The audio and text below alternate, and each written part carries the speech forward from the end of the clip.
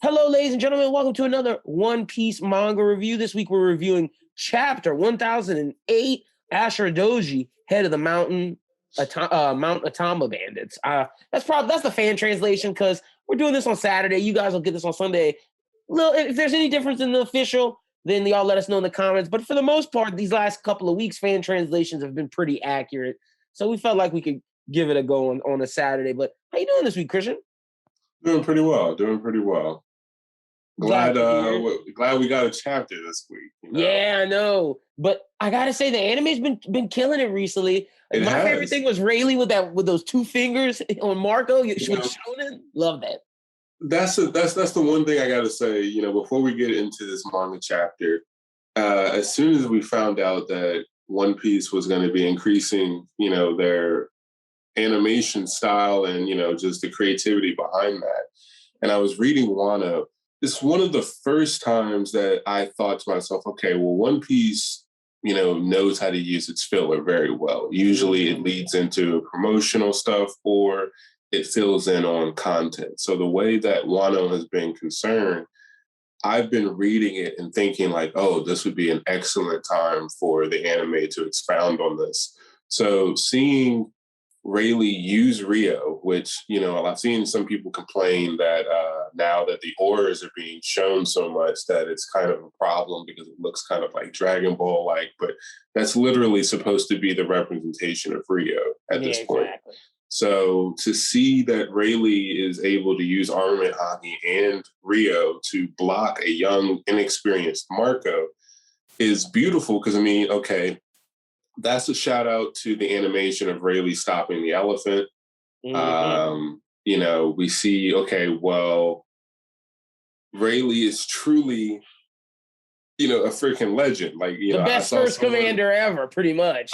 Right. I saw someone saying, like, for the people who are upset about Rayleigh, it's like stopping Marco like this. It's like, you got to realize that this is literally the future Pirate King's teacher. So in his prime. So, you know, it makes perfect sense. Marco is young. He's probably relying on his devil fruit more so than his haki or anything else. Rayleigh is experienced, very potent, very powerful. And wanted to fight Odin. Like, didn't want to fight Marco. He wanted to fight Odin. I loved it. Yeah. And then we get to stop of the bond. Crazy.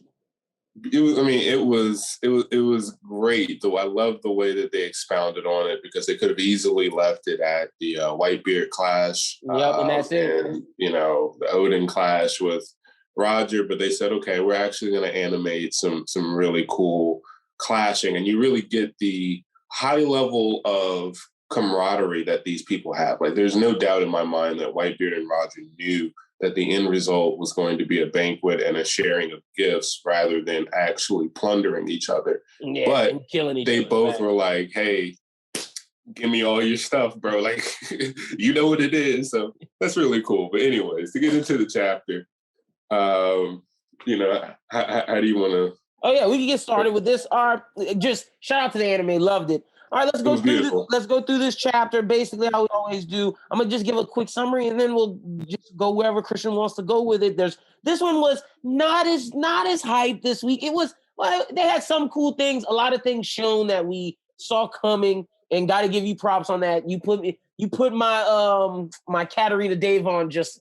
I just wanted it to be black. Being like, nah, bro, cool the Jets, and you were 100% right. So this week's chapter, we see Kinemon and the other scabbards are trying to be like, oh, that's Odin, and Ashura Doji's like, nah, bro, y'all tripping. That's not Odin. He attacks him. We then find out that that's Chondro. Chondro made this thing, and then basically everybody's talking about how they wish he was real. And then Odin like does a suicide bomb type thing almost, and Ashura Doji is the one who like jumps in front of it. He gets pretty injured pretty badly, and then the rest of the scabbards have to go after Momonosuke, and basically Kinemon is looking at Chondro like, yo, I'm coming after you, Chondro. And then as they're going to all meet Momonosuke, Jack pops up, and then Urashi's like, I got this. I'm gonna step up to this. Great dialogue there. We'll talk about the dialogue a little bit later, but then everybody dips off, and Inarashi's there taking on Jack. And then after that scene, pops up big-headed Orochi, him and Fukurokuju just shooting people up, burning things. Interesting. So he's alive. Both Kurizumis are alive. And then after that, we cut to Momonosuke and Yamato just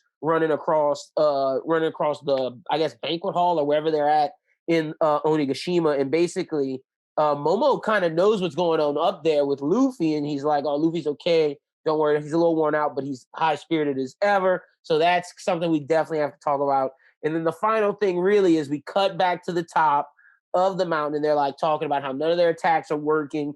And Luffy's like, "Nah, they're working. They're humans. Don't worry about it." And basically, they were like, "We got to separate these two." And they were like facing these two together is like hell. And Luffy's like, I guess I've been to hell multiple times. And with that being said, we see hybrid form Kaido and Big Mom looking like she's going 100% now. Like now we got the fire going. I liked how Big Mom was looking, but that's pretty much the chapter. Where do you want to start, Christian? I mean, let's just go ahead and start from the beginning. So, I know you just gave the rundown, but the Odin thing being Kanjuro, I think that as a fandom, we all went and thought of something elaborate with Kanjuro in the back of our minds. Like, well, I think we all kind of knew this is most likely a drawing. It made sense, but we were like, okay, what else could Oda do? So it wasn't necessarily surprising, but it's still, in my opinion, very good because Kanjuro got taken out in a very peculiar, manner. We didn't really get to see what happened. And we know that Kiku kind of held back. She's shown somewhat of a sentiment to be kind to people that she's loved before. So apparently she held back. So we get Odin here. Makes sense. I'm a little disappointed in Kinemon, but at the same time, in more of a meme way, because it's like, okay, he got extraordinarily lucky with the port, with Denjiro. So he is actually kind of just very gullible and kind of moronic. Weak here. I'm not gonna lie. People always want to throw Sanji slander. I gotta throw some Kinemon slander, bro. Right. He's not looking like the leader of them. And gotta shout out Ashura Doji and even Raizo for being like, you remember where Toki told us, like, people can't come back from the past. Like, you're tripping, bro. Right. And I mean, that's what I'm saying. Like, it really makes sense because Ashura, I believe, is one of the people who, is really, really changed by Odin. Like he was in a very dark place. I believe he told Odin, when Odin established peace, he was like, I've never lived in a time of peace. Like, I don't know what to do. Mm-hmm. And so when Odin died, Ashura was like, yeah, I'm just going to go back to how I was before. Nothing matters. So the fact that it's Ashura who's here and it's like, I know you guys want this to be reality, but we all know what the reality is. Like, let's not play around. Yeah, let's not kid ourselves. Facts. Izo makes perfect sense. He was never there to see any of this, so he can't confirm any of this. Mm-hmm. So, him falling for it is fine. Denjiro is also, come on, man. Like, come on, man. He was just like, had his hand over his face. He was like, oh, do I believe it? I don't know. I mean, we don't know. Denjiro, though. We don't know. I mean, for all we know, Denjiro could be like, this is Kanjuro, and he's just holding back his anger. Like, we don't actually know, but I'm insinuating that it seems like he's crying. He's like, oh, it's Oda Sama. Yeah. But we don't really see what's going on. But yeah, shout out to the intelligence. And Inarashi, like, they clowning, bro. They're 40 years old. Like, y'all know y'all got to do better than that. Right. I mean, animals can, have a heightened sense of smell. So you would think they would, like, know Odin's smell. And, I mean, maybe Kanjuro's drawings have the ability to emulate every characteristic. So maybe, that's one of the things. Who knows? But shout out to Ashura Doji for, realizing the blatantly obvious. Is he dead? The Toki thing. As soon as I read that, I was like, yeah, what? No. Mm-hmm. No. Do you think Ashura Doji's dead, or is he just mortally injured? It's tough because, we've seen Whitebeard essentially take this same exact damage, with Squardo during Marineford, but, Ashura Doji's not Whitebeard. Mm-hmm. It's tough because Ashura Doji's extraordinarily, he's shown, or, he has a portrayal as being extraordinarily tough. So it doesn't necessarily look like it hit him in a vital organ. It could, that could be in his heart, that could be in his lung. It could have passed cleanly through him. So, and then the explosion too on top of it. That's the thing too. Right. I'm going chronologically here. So, when we get to the stabbing, it's like, okay, I kind of thought maybe he can come back from something like that. I didn't know if that was going to be like an immediate death. But once we got to that explosion, I was like,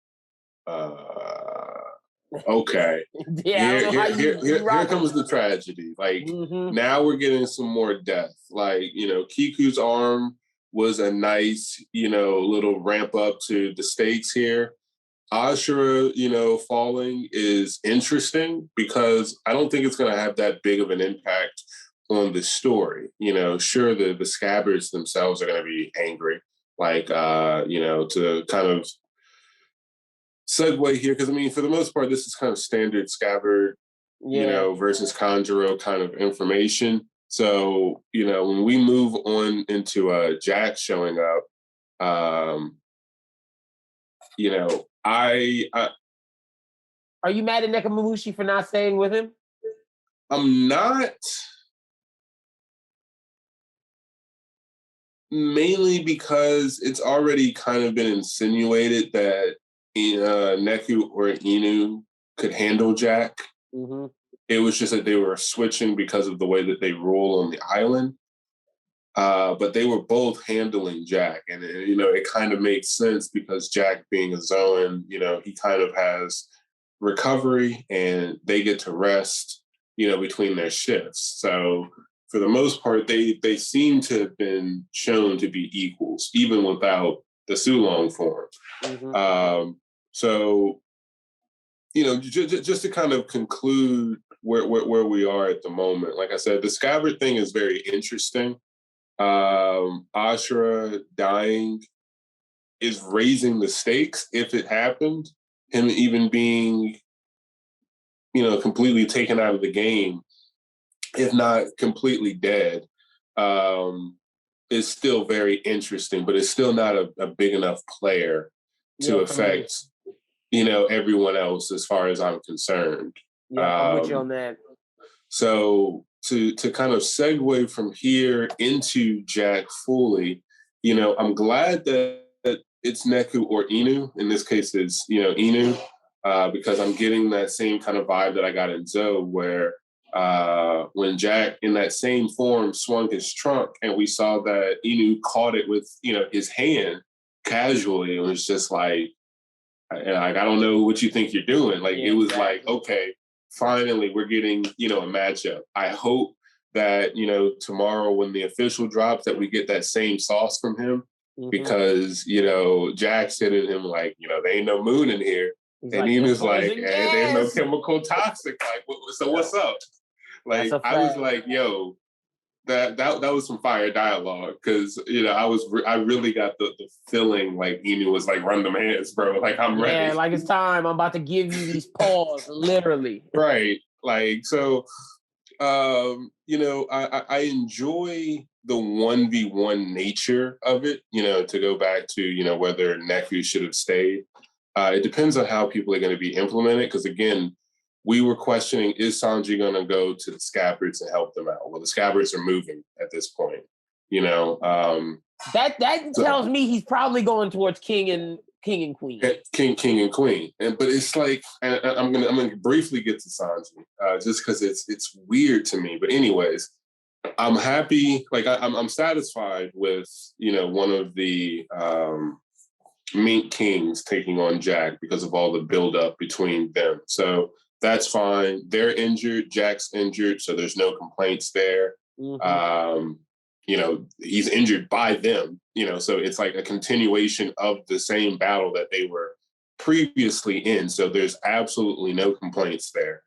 And then we immediately segue into Orochi. So if you want to get your Sanji stuff off, this would be the spot to do it. Yeah.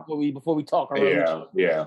So the Sanji thing to me is, again, it's interesting that everyone, again, like, I don't understand why Oda is taking his time getting Sanji to his matchup. Like, to me, it's a little obscene that, the Zoe Kings can make it all the way up to, the rooftop, battle their way, all the way up to Kaido, fight Kaido, get bodied after fighting Jack and Kaido, recover, get back up, and then fight Jack again, all before Sanji finds his appropriate matchup. So, it's like, okay, well, when are we going to get there? Because a lot of these, components are moving, and I feel like, okay, well, Sanji does shine when he's kind of in the background. Like, again, we're kind of reviewing One Piece from the beginning again, and so specifically around Alabasta, we really get to start to see this in Sanji. But Sanji does work excellently, kind of in the connective tissues between things. But still, it's like I still want to see Stealth Black. I want to see more of him. So the fact that he's supposedly still looking for something to do kind of goes back to what we're talking about with Inu and Neku. If Neku's not staying with Inu, then that means that we have Nekomamushi who has somewhere to be, which means there's one less place for Sanji to be, as far as I'm concerned. So it's like, what's going on with that? So if it would have been Inu and Neku versus Jack, I would have been, perfectly fine with that as well, because it's like, okay, well, that's less scabbards to deal with, because, what are they doing? Surely they're not going to crawl up to the rooftop and all this chaos. I hope not. I assume not. But again, that could lead to tragedy. Also, my thing with Sanji is, the only thing I can see is if Oda's just waiting to get us to a King Marco, him and Queen, whoever fight to, because when we get there, I feel like that's when we're going to see, like, all right, Marco and Sanji really shining. And at least that's me looking at it optimistic. I mean, when you think about that, Oda does like a lot of creative parallels, and this is, kind of a reach on my part, but, Sanji and Marco both can achieve flight, flames, and they're blondes. So there could be and they love kicking. So there could be some very nice choreography in some kind of dual battle where, just to make it better again, because now I've moved on, screw the whole, Sanji beats Jack as a warm up to Queen. What would be really cool to push the agenda is, what if King and Queen fight Sanji and Marco, but they're interchanging? You know what I mean? So it's like you get Sanji versus King and Sanji versus Queen in the same battle, where, like, if you remember how Luffy and Law were tag teaming against Dofi, there's times where, they'll just, swap with each other, and they'll both be doing like some kind of version of a flame kick or something. Like, there's all kind of cool things that could happen, but it's like, when is he going to get there? Like, go ahead and get there. We can kind of see that Marco is, moving back and forth. So it does make sense that Sanji could kind of fit in right there, so that either, Marco and Sanji can then focus on a 1v1, or, they can do their back and forth choreography, which could be really cool. Yeah. That's at least what I hope happens, but we got to see. So, now, what you think about Crazy Orochi just burning down? I plus and minus. All right. So minus, he just kind of pops up. Big minus. So, I'm just noticing this, but I do see Fukurokujo behind Orochi. So, yeah, he's in the background, just shooting somebody. Right. So apparently he probably was in the background doing something to prepare for Orochi's revival. It's like when we saw him in that panel with him and the dude who died at the hands of Hirogoro, Hyote or whatever, the Mimawari right. When he was like, oh, where'd Fukurokujo going? It's just like he's just walking off. So I'm guessing this is where he walked off too. Right. So, you have to kind of fill in the pieces there. But it's typical Orochi shit, as far as I'm concerned. He comes back. I don't know why he thinks he has any ability to mess with Kaido at all, what he thinks setting fire is going to do. So it's in the sky, like that. It's crazy. I mean, yeah, but I mean, it's like, this is a target against Kaido. And it's like, okay, you've been a part of an alliance with the king, not the kingdom, the animal kingdom, as they call it, but the beast pirates for years now. So surely you know that Kaido is a dragon, which means he can fly. So this is going to do nothing. King is, for all intents and purposes, pterodactyl. He can fly. So he can fly. Queen might be in a little bit of trouble, but you know, not really though. Like I wouldn't be surprised if Queen like pulls out a Kamehameha wave out of his mouth and like projects himself onto land or something. So it's like, no, half of the beast pirates have some kind of like bird or bat, you know, devil fruit. So it's like, who are you really messing with? People, man, that's it. Like it's typical Orochi stupidity, but at the same time, because of this, you know, this has really been kind of on the nose. So we have the CP0 unit saying, you know, Vegapunk came out with this, you know, failed Kaido devil fruit. Then Momonosuke transforms last chapter. Now Yamato is speaking about it and kind of says like, oh, you're like my dad's, you know, devil fruit. So then it's like, okay, so the parallels are actually here. So Momonosuke, the last time Momonosuke's gangster was really tested was when, you know, Odin's castle was on fire. Kaido showed up, grabbed him, and held him, you know, over the castle and was about to drop him to his death. And now he's in the air again in a castle that's burning. Yep. So the fact that, you know, Oroshi's setting fire to this fortress does make for a good parallel for Momonosuke and perhaps his growth, which is starting to make me think that perhaps Momonosuke is going to do something about the falling. Look, we talked about that last time, and I was just about to say, let me ask you again before. I don't know. Like, I don't know how, but it's like, okay, this writing. Because we were talking about it in the Discord about it, and they were like, well, Momo's fruit failure might give him surge power. Shout out to Pharaoh. I was like, but see, Christian's point of view made me realize, like, when Luffy was a kid with his devil fruit, when he stretched his hand, he could barely punch. Like, Momo's still a child. So, like, I'm leaning towards what you're saying, but the story is telling me, like, he might pick that up. I mean, but this is the thing. So as we segue into Momo shows off what I'm assuming is some kind of connectivity to the voice of all things, because he ends up telling, you know, Yamato and Shinobu, you know, Luffy's exhausted, but, you know, he's still high-spirited as ever.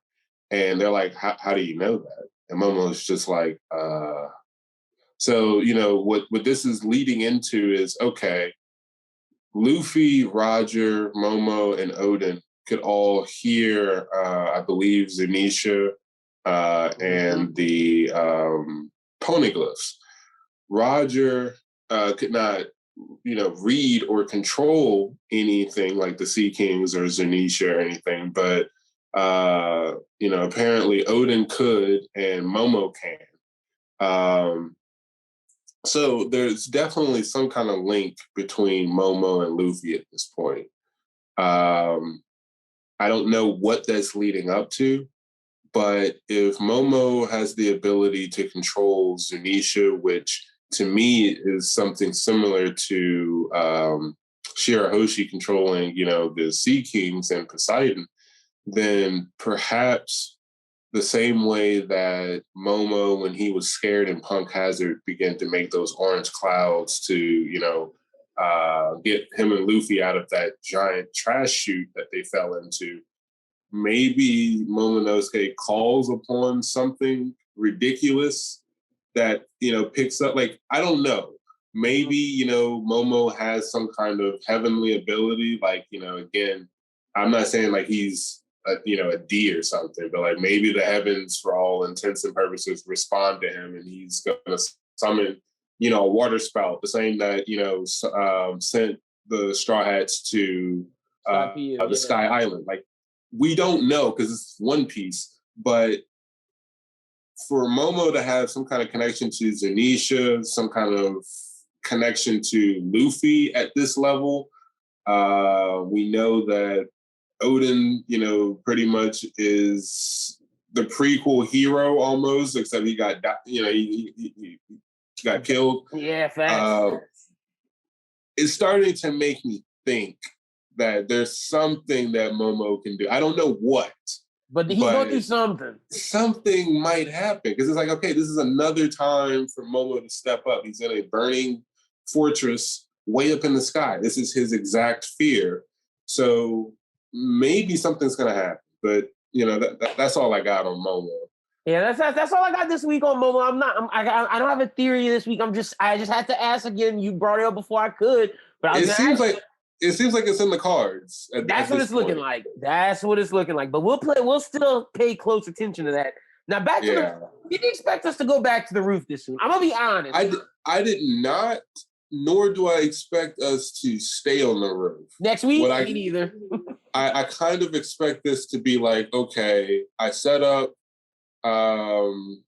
like almost 3 silhouettes back to back to back, almost. I count the Odin thing as a false reveal, because we don't know who was the one who healed him, and I'm pretty sure that's Hiyori. Like now that this was I'm pretty sure that's Hiyori, and honestly, I think the Orochi showing is kind of a decoy to make us think Momonosuke. I feel like that's where Hiyori's going. If I'm gonna be, that's actually a point I wanted to bring up. So I'm glad you brought that up, because that to me goes back to something that I've been saying, back with my Zoro moments, is that Hiyori straight up told Zoro, like, I wish I could kill Orochi. So when you look at who would be the most satisfying people to kill Orochi, you would say, okay, well, the Scabbards are up there. Momo / Hiyori are up there. And I would say, they're number one. Whether it's any of the Scabbards or Momo / Hiyori, they're the top most satisfying people to get revenge.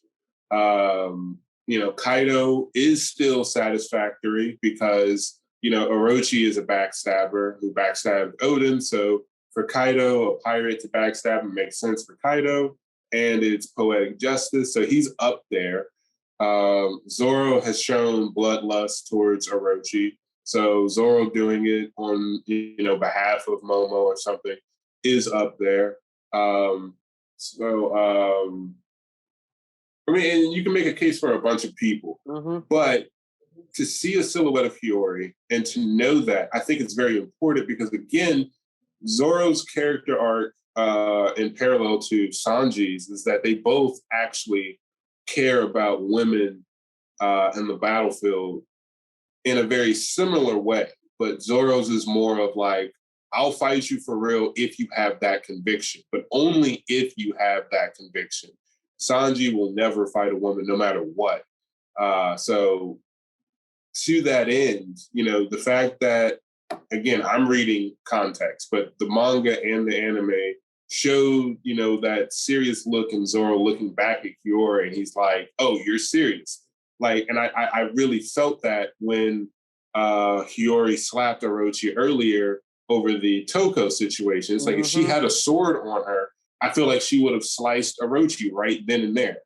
That's how she is. She has that samurai pride. So the setup is present. If she's there, Oroshi's still alive, it can happen. That's how so I'm on board for that. Granted, the Scabbards are up and moving. So again, like I said, it could just be a Scabbard that takes them out, and that's still, satisfying. But I definitely think it's Hiyori. Yeah. Because I'm with you. I'm with you on Hiyori. I'm with you 100%. Is Kinemon's fight only going to be against Kanjuro? Because I feel like that's where we're leaning to. To be honest, I still have hopes for Denjiro, so I'm hoping he has something bigger. Just because I'm reading a whole lot into this whole disfigured by a demon of anger subtext or subline. But it seems kind of like, okay, Kinemon is the official representative of the Scabbard, so it could be that's where he's going, because he has nothing more to do with Kaido at this point. I don't want to see him on the rooftop. I don't want to see any of the Scabbards on the rooftop anymore. Other than Kaido, The Big Mom Pirates haven't really made an impact yet. Sparrow has gone back into, obscurity in these latest chapters. We don't necessarily know where the rest of them are. So I don't see Scabbards versus, any of the Big Mom Pirates. Mm-hmm. I don't even know what my theories would be on the Big Mom Pirates as a whole are. So I don't see the Scabbards being wasted on fodder. And, Jack is accounted for. King and Queen are currently accounted for, hopefully with, Sanji's addition.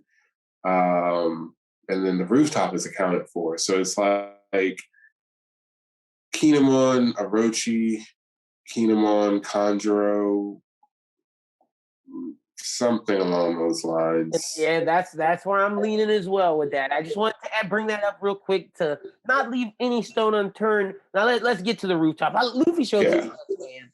Luffy showed some guts. I loved it. They're human. We're gonna hit them. Like I'm not stretching on. I'm not stressing on that. We're gonna beat them. Yeah. So I don't think we're going to be staying on the rooftop. I think, again, like this is Oda trying to address some of the things so that he doesn't, blue balls for too long. So he hasn't shown us the Hiyori silhouette yet. But he's like, all right, I've made y'all wait long enough for the Kaido silhouette. So here's that reveal. Luffy's back up. And, we get to see that everyone is still up and moving. So, to address that real quick, I think that in and of itself is a power scaling feat. The fact that no one right now is, mutilated, messed up, they're all still on their feet. And it seems as though time has passed because wasn't Luffy like literally passed out? Yep, and we see him passed out and then he just pops up after. Once him and Zoro talking, he pops up and it's like, okay, I guess the 10 minutes are over. Right.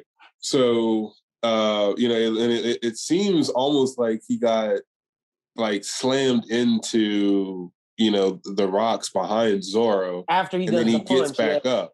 Yep. So it's like he got hit, like he pops up, gets hit, rebounds, it's like, no, it's definitely working. And then bounds right back into the fight again. So it seems like, okay, 10 minutes or however long has passed, Luffy is back up, he's energetic. So like I said, not any slander to Kid, but I mean, like no one's lost an arm, at this point. Law and Kid at this point are both characters who Doflamingo and someone in Shanks' crew, took their arm off. Kiku lost her arm up there. So no one's seriously damaged. And Big Mom is, for all intents and purposes, in her hybrid form because she's merged with Zeus and Prometheus. And wait, it's Zeus, Prometheus, and Napoleon's going crazy. Napoleon, right. So she's done her 3-way fusion.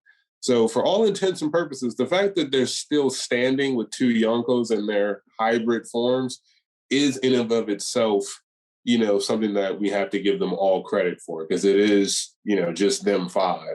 That's a fact. How do you feel about the split up? Like, is Law just gonna transport somebody somewhere, or? I'm happy about that. This it's about time because this ambiguous 5 versus 2 with Big Mom standing in the back and Law kind of. Well, I still kind of want Law to be the quarterback of the situation, but still, Big Mom's been kind of in the background, letting Kaido have his fun. So, with the division here, with them saying, okay, we have to separate them.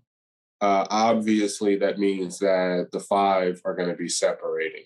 So we're going to be getting closer to probably something closer to 2v1s, which is going to be a whole lot better for us power scalers and people who really want to see specific characters shine, because Odo can then focus on saying, like, let's say, and I haven't actually given too much thought to the matchups because that's what multiple matchups. I was just about to ask you. My thing is, that's the thing. Like, no, I wanted you to ask me because, like, on the spot, I'm thinking, like, okay, this is the time where a lot of those comparison or mirroring theories come into play. So, like, Big Mom's a glutton, Luffy's a glutton.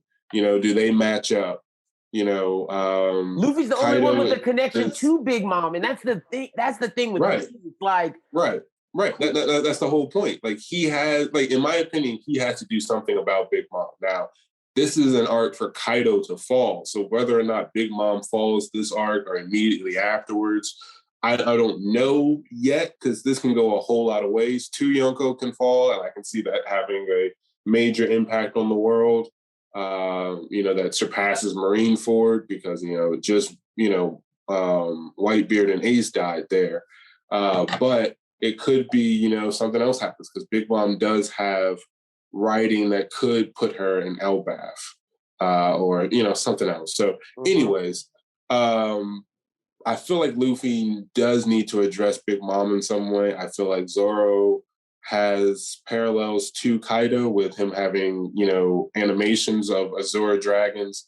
Oda saying that his devil fruit, if he had one, would be Kaido's devil fruit. Zoro specifically saying, "I'm here to cut Kaido, the strongest." Kaido.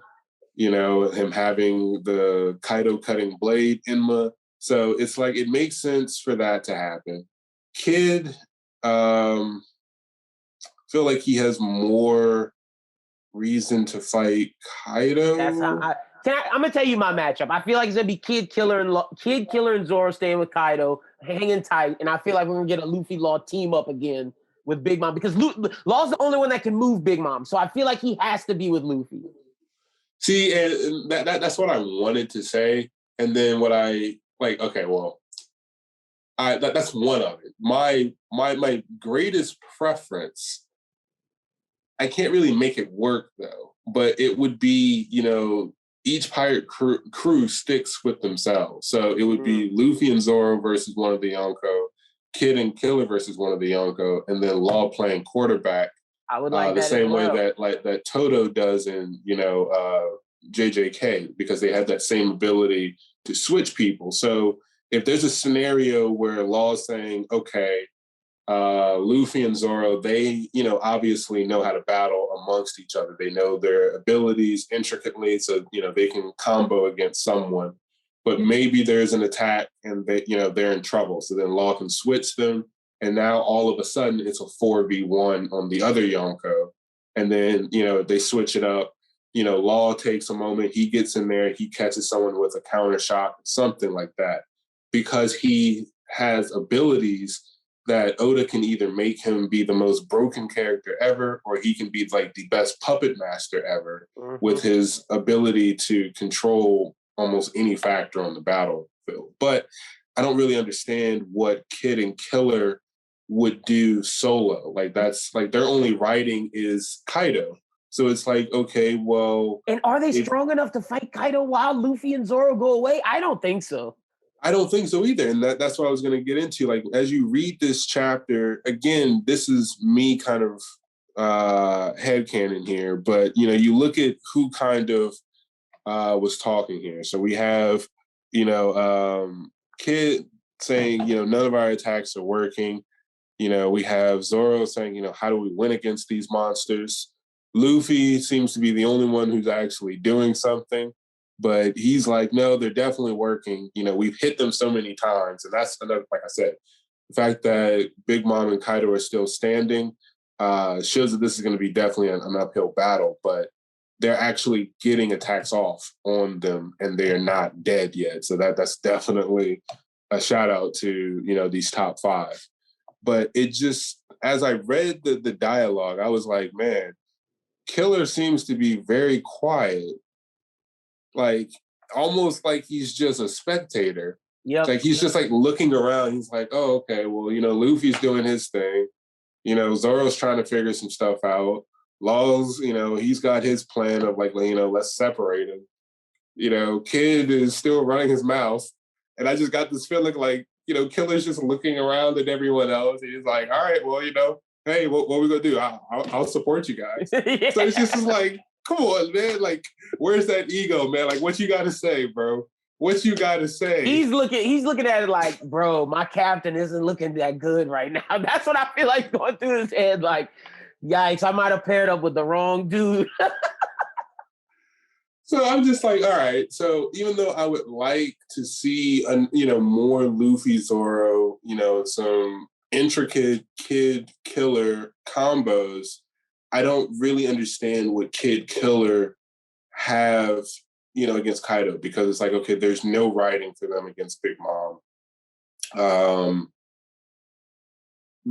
I'm sure Killer's sonic sound stuff might have some cool ramifications with like Kid's electromagnetic abilities. But I don't know that's a canon in it. Yeah, I'm with you. Another possibility, maybe Luffy and Kid fight together, but I don't see. My thing is, I don't see Zoro, Law, and Killer fighting Big Mom. I don't see that. Like the problem is that Luffy's the only person with a tie to Big Mom. If one other person had a tie, and I know some people may say, "Well, Kid would snack," but like, I mean, Big Mom has seen Kid this entire time and was never like, oh yeah, you also came to my territory, defeated a commander, or damaged my reputation. Like she's like, no, Luffy came here. Big News Morgan's told everyone this dude showed up. Destroyed my shit during my tea party, beat up 2 of my top tier sons. I don't think the world knew about Jinbei's betrayal of Big Mom at that point. Morgan's definitely did. Who? Morgan's definitely saw Jinbei be like, oh, he returned the cup? Okay, damn. Well, yeah, but did he know that Big Mom and Jinbei were fighting? Now that specifically Jinbei was like, no, I'm a part of Luffy's crew, because Jinbei officially does that during, Wano. So I don't know if the news reported that, essentially Luffy went into Big Mom's territory when Big Mom essentially tried to poach one of Luffy's guys, and Luffy went there and took one of hers while taking his back. And I don't know if the world knows that. If it does, then of course they're gonna think he's the 5th Yonko, because it's like, I mean, that's the most gangster thing you could do. Fact. But I don't know if that was reported yet. So if Kid also made it in your territory, took out one of your top ranked sons, and you're not even acknowledging his presence yet, it doesn't seem like Kid is even on Big Mom's radar. Yeah. The way that Luffy is. So it's like, okay, I have to say though, I did enjoy the little cliffhanger. Ever since Katakuri, I've gotten this sense like Luffy's really, really, really, like it really showcases the meat-headed part of Luffy. Like he does really enjoy an uphill battle. Mm-hmm. Katakuri, in my opinion, was the first antagonist that Luffy had that he didn't have a reason to hate. Like he had a reason to want to like beat Doflamingo's ass, and he was pissed. Crocodile, everybody. He knew, okay, Katakuri is doing, his job. Mm-hmm. We're competing. So the fact that Kaido's here, he seems to be genuinely happy, because he's like, okay, I finally found me a toy that's not going to break immediately. I can actually use my abilities, and he's going to get back up. He still has that spark in his eye. I really, really have been enjoying that aspect of Luffy. And it really makes me think about the ramifications of what happens after this arc. Oh, yeah. You asked me a couple of videos ago if I thought that Luffy was going to be ready for Shanks.